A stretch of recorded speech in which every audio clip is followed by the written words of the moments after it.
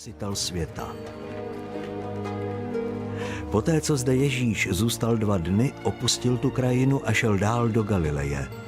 On sám řekl, žádný prorok nic neznamená ve své vlasti. I když pak přišel do Galileje, lidé ho přátelsky přijali. Byli totiž na slavnosti Paschy v Jeruzalémě a viděli všechno, co tam během svátků učinil. V Galileji přišel Ježíš opět do Kány, kde proměnil vodu ve víno.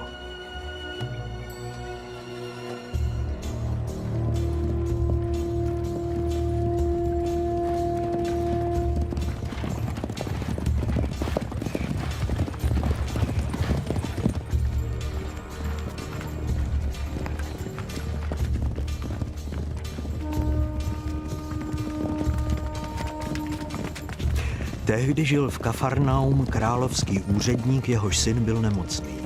Když uslyšel, že Ježíš přišel z Judeje do Galileje, obrátil se na něj a prosil ho: Přijď přece do Kafarnaum a uzdrav mého syna, umírá.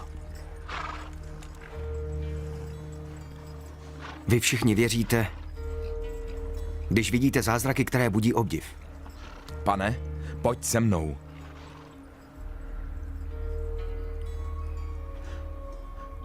Než moje dítě zemře.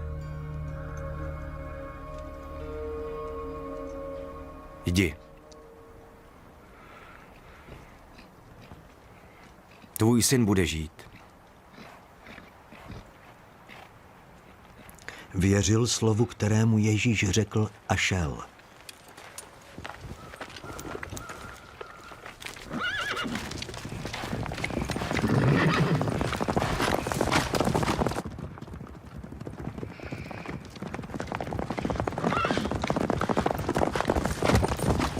Už když byl na cestě, mu přišli naproti jeho služebníci a informovali ho.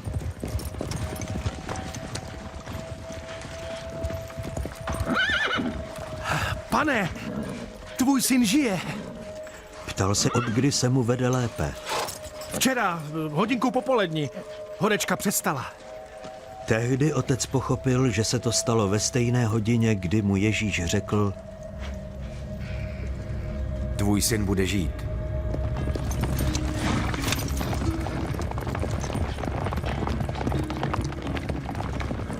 Uvěřil v Ježíše on i celý jeho dům. Toto druhé zázračné znamení Ježíš učinil, když přišel z Judeje do Galileje.